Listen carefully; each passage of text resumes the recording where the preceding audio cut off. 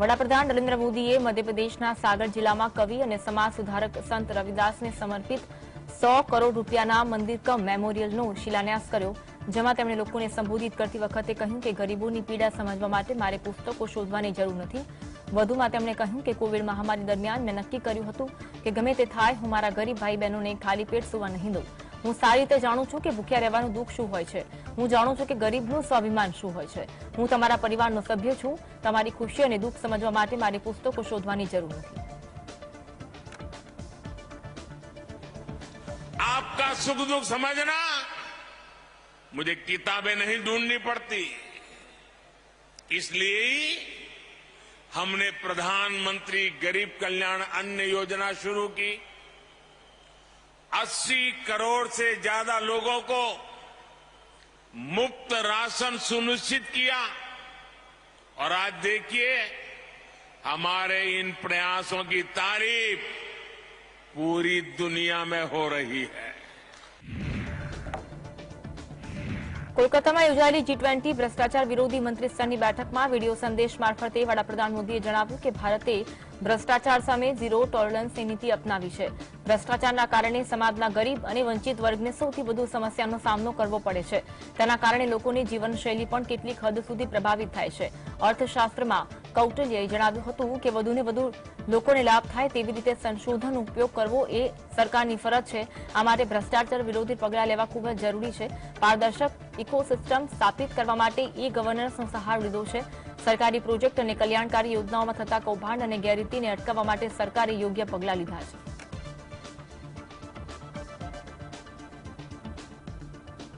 Friends, the impact of corruption is felt the most by the poor and the marginalized. It affects resource utilization. It distorts markets. It impacts service delivery. And ultimately, it diminishes people's quality of life. India has a strict policy of zero tolerance against corruption. વડાપ્રધાન નરેન્દ્ર મોદીએ શનિવારે video conferencing દ્વારા પ્રાદેશિક પંચાયતી રાજ પરિષદ કાર્યક્રમમાં ભાગ લીધો હતો. આ કાર્યક્રમમાં પીએમએ કહ્યું કે જ્યારે હું પાર્ટીના કાર્યક્રમમાં આવું છું, કાર્યકરોને મળું છું, ત્યારે મને હંમેશા નવી પ્રેરણા અને નવો ઉત્સાહ મળે છે. વધુમાં તેમણે કહ્યું કે હું હંમેશા માનતો આવ્યો છું કે પૂર્વી ભારતમાં એક મજબૂત સ્તંભ બનાવવાની, દેશના વિકાસનું એક મજબૂત એન્જિન બનાવવાની સંપૂર્ણ ક્ષમતા છે. ત્યાં કુદરતી સંસાધનો વિપુલ માત્રામાં છે અને આપણા ઘણા તેજસ્વી, મહેનતુ અને ગતિશીલ નાગરિકો પણ ત્યાં રહે છે. દેશ પૂર્વી ભારતના તમામ પ્રતિનિધિઓને મળવું અને તેમની સાથે વાત કરવી પોતાનામાં ખૂબ જ મહત્વપૂર્ણ બની જાય છે.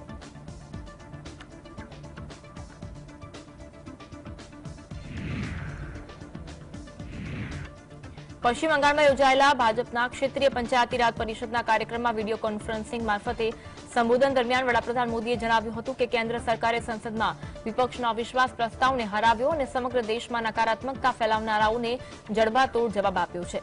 લોકશાહીનો સિદ્ધાંત છે કે જ્યારે કોઈ વ્યક્તિ બોલે તો તેને સાંભળવું જોઈએ, પરંતુ વિપક્ષી દળોના સભ્યો ચર્ચા દરમિયાન અધવચ્ચે જ સદન છોડીને જતા રહ્યા હતા. સત્ય એ છે કે વિપક્ષી દળો અવિશ્વાસ પર મતદાન કરતા ડરી ગયા હતા. વિપક્ષી દળો ઈચ્છતા નહોતા કે મતદાન થાય, કારણ કે જો મતદાન થયું હોત તો આ ગઠબંધનની પોલ ખુલી જતી. આ ઘટના સમગ્ર દેશમાં લોકોએ જોઈ છે. आपने देखा है कि हमने संसद में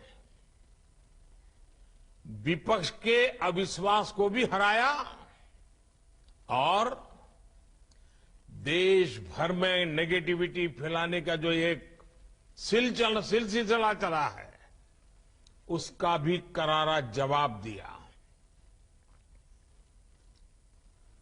और हालत ये थी कि विपक्ष के लोग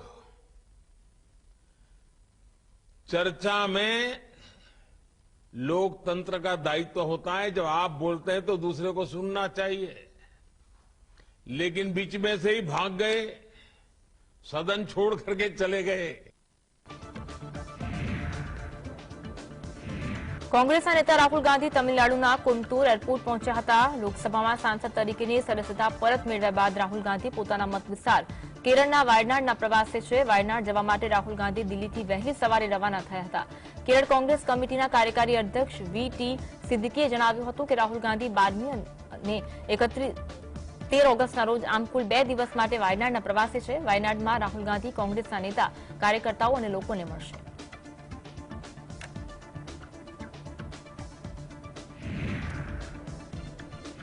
કોંગ્રેસ નેતા અને સાંસદ રાહુલ ગાંધી ફરી એકવાર વિદેશ પ્રવાસે જઈ શકે છે. સૂત્રો પાસેથી મળતી માહિતી પ્રમાણે રાહુલ ગાંધી સપ્ટેમ્બરના બીજા સપ્તાહમાં યુરોપના પ્રવાસે જશે. આ પહેલા રાહુલ ગાંધી અમેરિકાના પ્રવાસે ગયા હતા, ત્યારે સંસદમાંથી તેમની સદસ્યતા રદ કરવામાં આવી. આગામી પ્રવાસ દરમિયાન રાહુલ ગાંધી યુરોપના દેશો બેલ્જિયમ, બ્રિસેલ્સ, નોર્વેના ઓલ્સો અને ફ્રાન્સના પેરિસ જશે. સાથોસાથ રાહુલ ગાંધી યુરોપિયન સંસદની પણ મુલાકાત કરશે. રાહુલ ગાંધી EU સાંસદો સાથે પણ વાતચીત કરશે. આ સાથે એનઆરઆઈ સાથે મુલાકાત અને ત્યાંની યુનિવર્સિટીઓના વિદ્યાર્થીઓ સાથે વાર્તાલાપનો કાર્યક્રમ પણ યોજશે. રાહુલ ગાંધીનો 2023નો ત્રીજો વિદેશ પ્રવાસ છે. આ પહેલા રાહુલ ગાંધી મે મહિનાના છેલ્લા સપ્તાહમાં અમેરિકાના પ્રવાસે ગયા હતા. અમેરિકાના પ્રવાસમાં રાહુલ ગાંધી 3 શહેરો સાન ફ્રાન્સિસ્કો, વોશિંગ્ટન ડીસી અને ન્યૂયોર્ક ગયા હતા.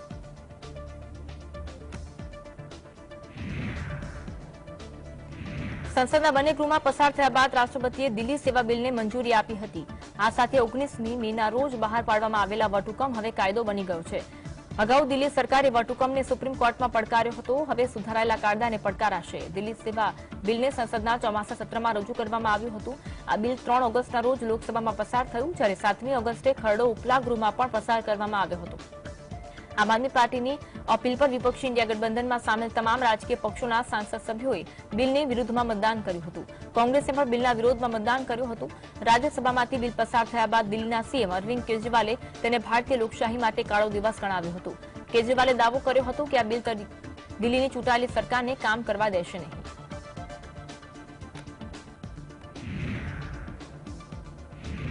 આઈપીસી, સીઆરપીસી અને ઇન્ડિયન એવિડન્સ કાયદાને બદલવા માટે રજૂ કરાયેલા બિલ વિશે વાત કરતા રાજ્યસભાના સાંસદ કપિલ સિબ્બલે જણાવ્યું કે આ દેશમાં રાજકીય હેતુઓ માટે પોલીસનો દુરુપયોગ કરવામાં આવે છે. જે પણ રાજ્યોમાં ભાજપ સત્તામાં છે ત્યાં વિપક્ષી દળોના સભ્ય પર કાર્યવાહી કરવામાં આવશે. મોટાભાગના કિસ્સામાં સત્તામાં બેસેલા વ્યક્તિઓના નિર્દેશ પર પોલીસ કામગીરી કરે છે. તેમણે દાવો કર્યો કે રાજ્ય સરકારોની પોલીસ અને તપાસ એજન્સી સ્વતંત્ર રહી નથી. સમગ્ર પોલીસ સિસ્ટમનો ઉપયોગ રાજકીય હેતુ માટે કરાય છે. કેન્દ્ર સરકારે દેશદ્રોહનો કાયદો રદ કરવાની વાત કરી છે, પરંતુ તેની જગ્યાએ રાષ્ટ્રીય સુરક્ષાની જોગવાઈઓ રજૂ કરી છે. નિષ્ણાત કમિટીએ શું સૂચનો આપ્યા છે એ પણ જાણી શકાયું નથી. ये कानून जब लाया गया एक गुप्त तरीके से लाया गया. हमें मालूम ही नहीं कि ऐसा कानून कोई लाया जाएगा. हमने सुना है कि कोई एक्सपर्ट कमेटी बैठी थी. वो कौन सी एक्सपर्ट कमेटी थी, उसके सुझाव क्या थे, ये भी नहीं हमें मालूम. और सडनली आप एक बिल ले आते हो और फिर वो सिलेक्ट कमेटी चले जाता है. तो ये जो तरीका है ना सरकार को कोई कानून लाने का, ये अपने आप में असंवैधानिक है. ઉદ્ધવ ઠાકરે સમૂહની શિવસેના નેતા સંજય રાઉતે જણાવ્યું કે દેશના કેન્દ્રીય ગૃહમંત્રીએ બ્રિટિશ કાળના દેશદ્રોહના કાયદાને રદ કર્યો છે. આ સારી બાબત છે, પરંતુ હું તેમને કહેવા માંગુ છું કે આ દેશમાં કોઈ દેશદ્રોહી નથી. સરકાર જે વ્યક્તિ પર દેશદ્રોહનો હેઠળ કાયદો કરવું જોઈએ તેની વિરુદ્ધ પગલાં લેવામાં આવ્યા નથી. પુણે સ્થિત ડોક્ટર પ્રદીપ કુરુલકર કે જેણે ભારતના સંરક્ષણને લગતા સિક્રેટ કથિત રીતે પાકિસ્તાનને વેચ્યા છે, તેના પર દેશદ્રોહની કાર્યવાહી કરવામાં આવી નથી. શું કોઈને બચાવવા માટે દેશદ્રોહનો કાયદો હટાવવામાં આવ્યો છે? इस देश में कोई देशद्रोही नहीं है. जिसको ऊपर देशद्रोह का कानून लगाना चाहे तो आपने लगाया नहीं. पुणे में डॉक्टर प्रदीप कुरुलकर जिसने पाकिस्तान को यहां से बैठकर हमारे डिफेंस के सीक्रेट बेचे हैं, उनको तो अपने देशद्रोह का कानून नहीं लगाया था. उसको बचाने के लिए आपने निकाला है कानून. ऐसे बहुत से लोग हैं जिसको ऊपर कानून लगाना चाहिए. तो देशद्रोह का कानून हमने निकाल दिया तो किसी की सहूलत के लिए निकाला है क्या? ઝારખંડના આરોગ્ય મંત્રી બંદના ગુપ્તાએ જણાવ્યું કે કેન્દ્ર સરકાર આઈપીસી, સીઆરપીસી સહિતના કાયદાને બદલીને આ દેશની વ્યવસ્થા પર એકાધિકાર સ્થાપિત કરવા માટે નવા કાયદા ઘડી રહી છે. તેમણે દાવો કર્યો કે આ પ્રકારના કાયદા થકી કેન્દ્ર બંધારણીય સંસ્થાઓને કમજોર કરવા માંગે છે. દેશના લોકતાંત્રિક અને બંધારણીય મૂલ્યોને પોતાના આધારે ઉપયોગ કરવા માંગે છે. કેન્દ્ર સરકાર હજુ શું કરવા માંગે છે હજુ સંપૂર્ણપણે સ્પષ્ટ નથી. તેમનો છુપો એજન્ડો શું છે એ તો સમય આવવા પર સામે આવશે. ये इस देश की व्यवस्था पर एकाधिकार आधिपत्य कायम करने के लिए इन किन प्रकार से व्यवस्थाएं बना रहे हैं और संवैधानिक संस्थाएं कैसे इनकी बेहतर तरीके से गुलामी करें, उसकी ये योजनाएं तैयार करते हैं कि किस माध्यम से, किस मैकेनिज्म से इस देश के लोकतांत्रिक मूल्यों को, संवैधानिक मूल्यों को ये अपने पिंजड़े की बुलबुल बनाना चाहते हैं. ये तो इनकी मंशा अभी तक स्पष्ट नहीं है. મધ્યપ્રદેશમાં વિધાનસભાની ચૂંટણી નજીક આવી રહી છે. આ દરમિયાન ભારતીય જનતા પાર્ટી અને કોંગ્રેસ વચ્ચે આરોપ પ્રત્યારોપોનો દોર પણ વધી ગયો છે. તાજેતરનો મામલો કોંગ્રેસ નેતા પ્રિયંકા ગાંધી વાડ્રા સાથે સંબંધિત છે. કોંગ્રેસ નેતાએ શુક્રવારે ટ્વીટ કર્યું હતું કે મધ્યપ્રદેશમાં કોન્ટ્રાક્ટર યુનિયને હાઈકોર્ટમાં ચીફ જસ્ટિસને પત્ર લખી ફરિયાદ કરી છે કે રાજ્યમાં 50% કમિશન ચૂકવ્યા પછી જ પેમેન્ટ મળે છે. તેમણે કહ્યું હતું કે કર્ણાટકની ભ્રષ્ટ ભાજપ સરકાર 40% કમિશન વસૂલ કરતી હતી. મધ્યપ્રદેશમાં ભાજપ ભ્રષ્ટાચારનો પોતાનો રેકોર્ડ તોડી આગળ નીકળી ગઈ છે. પ્રિયંકાએ લખ્યું કે કર્ણાટકની જનતાએ 40% કમિશન સાથે સરકારને હટાવી. હવે મધ્યપ્રદેશના લોકો 50% કમિશન સાથે ભાજપ સરકારને સત્તા પરથી હટાવશે. હવે પ્રિયંકા ગાંધીના ટ્વીટ પર ભાજપે કોંગ્રેસને ઘેરી છે. કોંગ્રેસ ઉપર આરોપ લગાવતા ભાજપે કહ્યું કે આ નકલી પત્રના આધારે મધ્યપ્રદેશ સરકારને બદનામ કરવાનું ષડયંત્ર રચવામાં આવી રહ્યું છે. ભાજપે કહ્યું કે પ્રિયંકા વિરુદ્ધ ઇન્દોર તેમજ ભોપાલ અને જબલપુરમાં કેસ નોંધવામાં આવશે. વાયરલ થયેલા પત્રમાં એવો આક્ષેપ કરવામાં આવ્યો છે કે કોન્ટ્રાક્ટરો પાસેથી 50% કમિશનની માંગ કરવામાં આવી રહી છે.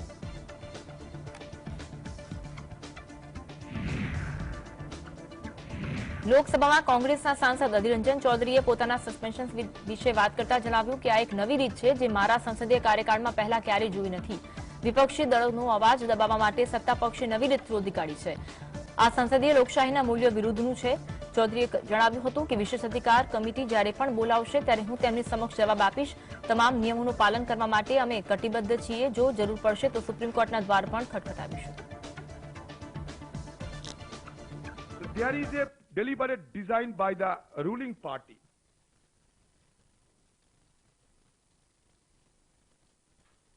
to throttle the voice of the opposition by resorting to various unsavory instruments which should not be applied on me.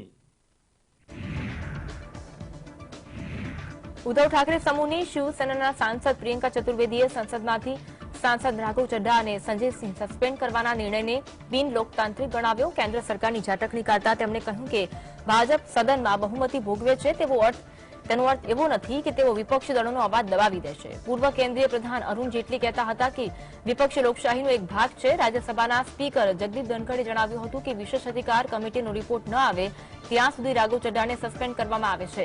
આ સાથે આમ આદમી પાર્ટીના સાંસદ સંજયસિંહને સદનના નિયમોનું ઉલ્લંઘન કરવા બદલ સસ્પેન્ડ કરવામાં આવ્યા હતા. इतना अनडेमोक्रेटिक डिसीजन है कि आप एक सांसद जो अपने स्टेट से चुनकर आए हैं, आप अपने विम्स एंड फैंसी पे जब मन चाहे आप उनको सस्पेंड कर दें. उन्होंने क्या, संजय सिंह जी की क्या गलती हुई? वेल ऑफ द हाउस जाना एक परंपरा है. अरुण जेटली जी उसको कहते थे it's part of the democracy, Indian democracy. Disruption is part of democracy. और आज उन्होंने क्या कहा था? उन्होंने वेल ऑफ द हाउस जाकर कहा था मणिपुर के बारे में. क्या मणिपुर अनपार्लियामेंट्री वर्ड है? ये उनको सस्पेंड कर दिया. अब वो सस्पेंशन जाएगा प्रिविलेजेस कमेटी में. पहले टाइम बाउंड होता था सस्पेंशन कि इस सेशन के लिए आपको निलंबित किया गया है. अब आप उसको कंटिन्यूड उनका वो रखेंगे सस्पेंशन. बट अनफॉर्चुनेट है, अनडेमोक्रेटिक है. Just because you enjoy a majority in the parliament does not mean कि आप अपने लोगों की आवाज दबाने लगे, विपक्ष की आवाज को चलने लगे. આમ આદમી પાર્ટીના નેતા રાઘવ ચડ્ઢાએ રાજ્યસભામાંથી સસ્પેન્ડ કરવામાં આવ્યા હતા. રાઘવ ચડ્ઢાએ સંસદ સભ્ય પર સસ્પેન્ડ કર્યા બાદ તેમનું ટ્વિટરનું બાયો બદલી નાખ્યું હતું. અને તમને જણાવી દઈએ કે આ પહેલા રાઘવ ચડ્ઢાએ પોતાના ટ્વિટર હેન્ડલ પર પોતાના બાયોમાં એમપી લખ્યું હતું, જેને હવે બદલીએ સસ્પેન્ડેડ એમપી કરી નાખ્યું. રાઘવ ચડ્ઢાનું સસ્પેન્શન ગૃહના નેતા પિયુષ ગોયલ દ્વારા રાષ્ટ્રીય રાજધાની પ્રદેશ સુધારા બિલ 2023 માટે છે. તો હાલ રાઘવ ચડ્ઢાએ આરોપોને નકારી કાઢ્યા અને કહ્યું કે શાસક પક્ષે તેમને નિશાન બનાવ્યા કારણ કે તે સ્વીકારી શકતું નથી કે 34 વર્ષીય સાંસદે તેના સૌથી ઊંચા નેતા પર હુમલો કર્યો.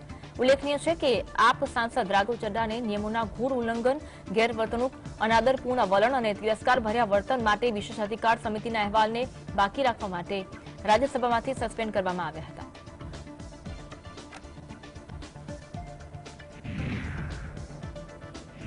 દેશ આ વર્ષે તેનો 76મો સ્વતંત્રતા દિવસ ઉજવવા જઈ રહ્યું છે. સ્વતંત્રતા દિવસની પરેડનું ડ્રેસ રિહર્સલ થવાનું છે. તે ડ્રેસ રિહર્સલને કારણે દિલ્હી પોલીસે એડવાઇઝરી જારી કરી. તે એડવાઇઝરીમાં કહેવામાં આવ્યું કે ઘણા માર્ગો પર ડાયવર્ઝન કરવામાં આવ્યું છે. આવી સ્થિતિમાં લોકોને બિન રૂટ પર આવવાથી બચવા પર ભાર મૂકવામાં આવ્યો. જણાવવામાં આવી રહ્યું છે કે દિલ્હી પોલીસે કુલ 8 રૂટ પર ડાયવર્ઝન કર્યું. આ માર્ગોમાં નેતાજી સુભાષ માર્ગ, SP મુખર્જી માર્ગનો સમાવેશ થાય છે. આ ઉપરાંત ISBT થી IP flyover, outer ring road અને રાજઘાટથી ISBT સુધીના રસ્તાઓ પર સવારે 4 થી 11 વાગ્યા સુધી બંધ રહેશે. દિલ્હી પોલીસે તેની એડવાઇઝરીમાં એમ પણ કહ્યું છે કે જે વાહનો પર પાર્કિંગ લેબલ નથી તેને સી હેક્સકોન, ઇન્ડિયા ગેટ, કોર્પોરેટ માર્ગ, મંડી હાઉસ, સિકંદરા રોડ, તિલક માર્ગ, મથુરા રોડ, નેતાજી સુભાષ માર્ગ પર જવાનું ટાળવું જોઈએ.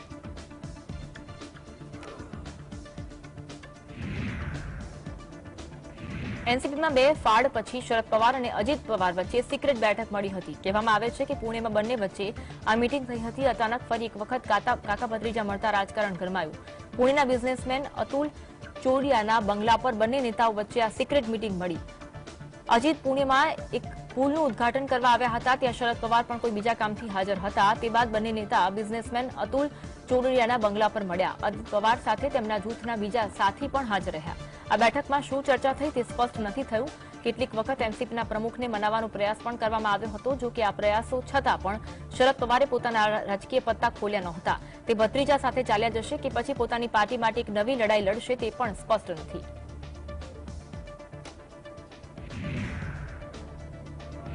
કોંગ્રેસ નેતા રાહુલ ગાંધીના વાયનાડ પ્રવાસનો આજે બીજો દિવસ છે. તેઓ પોતાના સંસદીય ક્ષેત્રમાં સામાન્ય લોકોને મળશે. સાંજે તેઓ કોઝિકોડ જિલ્લાના કોડનચેરી ખાતે સામુદાયિક વિકલાંગતા વ્યવસ્થાપન કેન્દ્રનું શિલાન્યાસ કરશે. ત્યારબાદ દિલ્હી જવા રવાના થશે.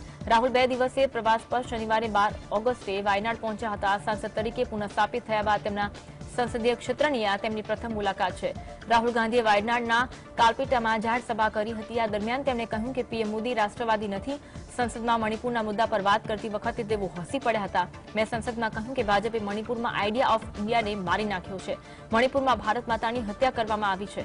રાહુલ ગાંધીએ વડાપ્રધાન પર આકરા પ્રહાર કરતા કહ્યું કે પીએમએ સંસદમાં 2 કલાક 37 મિનિટનું ભાષણ આપ્યું, પરંતુ તેઓ ભારત માતાની હત્યા પર 2 મિનિટ પણ વાત ન કરી.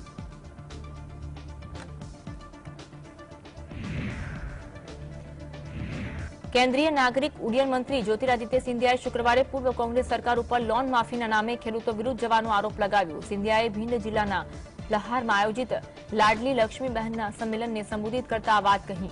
કોંગ્રેસ ઉપર પ્રહાર કરતા તેમણે આરોપ લગાવ્યો કે જ્યારે મધ્યપ્રદેશમાં છેલ્લી વખત વર્ષ 2018માં કોંગ્રેસની સરકાર બની ત્યારે ઘણા વચનો આપવામાં આવ્યા હતા, પરંતુ બંને નેતાઓ કમલનાથ અને દિગ્વિજયસિંહે મધ્યપ્રદેશના લોકો માટે કંઈ કર્યું નથી. બંને નેતાઓએ વચનોનું ઉલ્લંઘન કર્યું. સિંધિયાએ કહ્યું કે રાજમાતા વિજયરાજ સિંધિયાનું લોહી મારામાં છે. મધ્યપ્રદેશના ખેડૂતો, બહેનો, માતાઓ અને યુવા સાથીઓ સાથે જો કોઈ વચનનો ભંગ કરે છે તો તેને ખતમ કરવાનું કામ પણ સિંધિયા પરિવાર કરે છે. તેમણે કહ્યું કે લહારની ધરતી પર લોકોનો વિશાળ મેળાવડો સૂચવે છે કે આ વખતે લહાર વિધાનસભા ક્ષેત્રના લોકોને પરિવર્તન લાવવાનું મન બનાવી લીધું છે. આ વખતે લહાર ચૂંટણીમાં પરિવર્તન આવશે અને ભાજપના ઉમેદવાર જીતશે.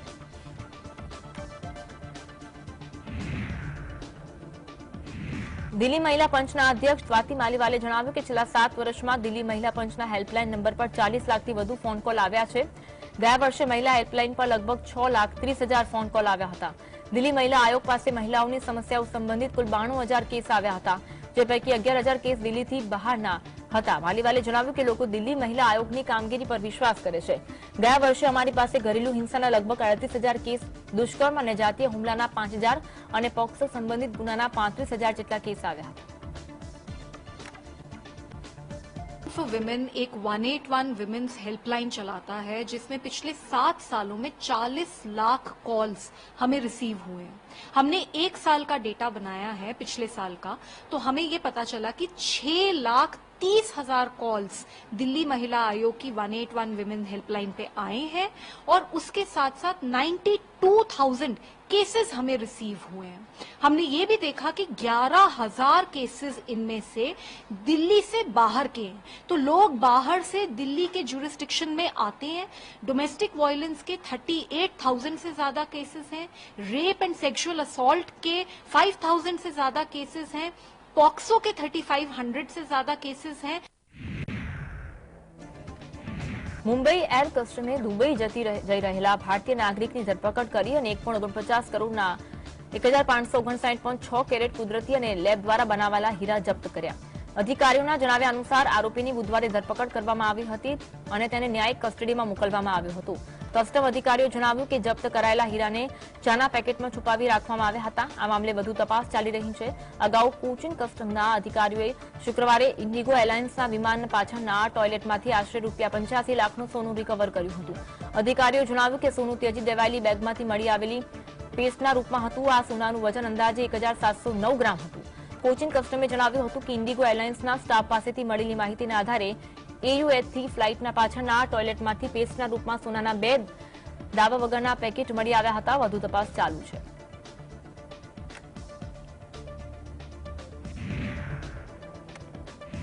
આયુષ્યમાન ભારત યોજનાને લઈને હરિયાણાના મુખ્યમંત્રી મનોહરલાલ ખટ્ટરે મોટી જાહેરાત કરી। મુખ્યમંત્રીએ જાહેરાત કરતા કહ્યું કે તે 3 લાખ સુધીની વાર્ષિક આવક ધરાવતા પરિવારોને આયુષ્યમાન ભારત યોજનાનો લાભ મળશે। લોકો ₹1,500 જમા કરાવી યોજનાનો લાભ લઈ શકશે। 15 ઓગસ્ટ પહેલા મુખ્યમંત્રી મનોહરલાલ ખટ્ટરે રિયાના લોકોને મોટી ભેટ આપી। સીએમ ખટ્ટરે જાહેરાત કરી કે હવે ₹1,80,000 થી ₹3 લાખની વાર્ષિક આવક ધરાવતા પરિવારોને પણ આયુષ્યમાન ભારત યોજનાનો લાભ આપવામાં આવશે। 15 ઓગસ્ટથી આ યોજના હેઠળ કાર્ડ બનાવવા માટે એક પોર્ટલ ખોલવામાં આવશે। રાજ્યના 30 લાખ પરિવારો આ યોજનાનો લાભ લઈ રહ્યા છે। હવે 8 લાખ વધુ પરિવારો આ યોજનામાં જોડાશે। સીએમ ખટ્ટરની જાહેરાત બાદ હરિયાણામાં આવું કરનાર દેશનું પ્રથમ રાજ્ય બની ગયું છે। હરિયાણામાં આવતા વર્ષે વિધાનસભા ચૂંટણી યોજાવાની છે તે પહેલા ભાજપને મોટી જાહેરાતનો ફાયદો મળી શકે છે। સરકાર અનેક મુદ્દાઓ પર સતત વિપક્ષના નિશાના ઉપર છે। બેરોજગારીનો મુદ્દો પણ સૌથી મહત્વનો છે। ખટ્ટર સરકાર ઉપર તેમના કાર્યકાળ દરમિયાન બેરોજગારી વધારવાનો આરોપ છે। આવી સ્થિતિમાં ભાજપ મોટી વોટ બેંક સુધી પહોંચવામાં સફળ રહેશે કે કેમ તે જોવું રહ્યું। કેન્દ્રીય માર્ગ પરિવહન અને રાજ્ય માર્ગ મંત્રી નીતિન ગડકરીએ નાગપુરમાં મ્યુઝિકલ શોર્ટ ફિલ્મ આઝાદી લોન્ચ કરી હતી। આ દરમિયાન તેમણે આ ફિલ્મ બનાવવા માટે સિદ્ધાર્થ કશ્યપનો આભાર માન્યો। કેન્દ્રીય મંત્રીએ ફિલ્મ લોન્ચિંગ ઇવેન્ટમાં કહ્યું કે આપણા દેશનો ઇતિહાસ આજે ભૂતકાળમાં છે, પરંતુ જો આપણે વર્તમાન અને ભવિષ્યમાં સમાન વિકાસ અને પ્રગતિ કરવી હોય તો ભૂતકાળના ઇતિહાસનું ક્યારેય ભૂલી ન શકીએ। વધુમાં તેમણે કહ્યું કે ઇતિહાસ વિશે કહેવાય છે કે ઇતિહાસ લોહી, પરસેવા અને બલિદાનથી લખાય છે, પરંતુ વસ્તુઓને ખૂબ જ ઝડપથી ભૂલી જવું એ આપણો માનવ સ્વભાવ છે। અમારી સૌથી મોટી સમસ્યા છે। આપણા દેશના ઇતિહાસમાં આઝાદી મેળવવા માટે આ દેશ માટે બલિદાન આપનાર ક્રાંતિકારીઓ અને દેશભક્તોને યાદ કરીશું તો ભવિષ્ય માટે દેશ માટે કંઈક કરવાની પ્રેરણા મળશે। और हमारी सबसे बड़ी समस्या यह है कि बहुत जल्दी किसी भी बात को भूल जाना, ये हमारा मानवीय स्वभाव हुआ है। और इसलिए हमारे देश के इतिहास में ये स्वाधीनता हासिल करने के लिए जिन क्रांतिकारकों ने, देशभक्तों ने अपने जीवन को न्यौछावर करके इस देश के लिए बलिदान किया है, उनको अगर हम याद करेंगे तो भविष्य के लिए, देश के लिए कुछ करने की प्रेरणा हमको मिलेगी। यूपी विधानसभाમાં સદસ્યો માટે નવા નિયમો તૈયાર કરવામાં આવ્યા। વિધાનસભામાં હવે મોબાઈલ અને ઝંડા લઈ જવા પર પ્રતિબંધ લગાવ્યો। હવે Uttar Pradesh legislative assembly rules of procedure and conduct of business 2023 તરીકે ઓળખાશે। ઉત્તર પ્રદેશ વિધાનસભાના અધ્યક્ષ સતીશ મહાનાએ શુક્રવારે આની જાહેરાત કરી। આ નિયમ હેઠળ સભ્યોની એસેમ્બલીમાં મોબાઈલ લઈ જવા, ધ્વજ, પ્રતીક અથવા કોઈપણ વસ્તુ દર્શાવવા પર પ્રતિબંધ રહેશે। આ નિયમોમાં સભ્યોના આચરણ માટે કડક દિશા નિર્દેશો લાગુ કરવામાં આવ્યા। ગૃહનો વ્યવસાય ચલાવવાની પ્રક્રિયાને સરળ બનાવવામાં આવી છે। નવા નિયમો મુજબ સભ્યોને ગૃહની અંદર કોઈપણ દસ્તાવેજ ફાળવવાની મંજૂરી નથી। કોઈપણ સભ્ય વિધાનસભામાં ધૂમ્રપાન નહીં કરી શકે। જો ધૂમ્રપાન કરતા જોવા મળશે તો તેને નિયત કરેલા દંડ કરતા બમણો દંડ ભરવો પડશે।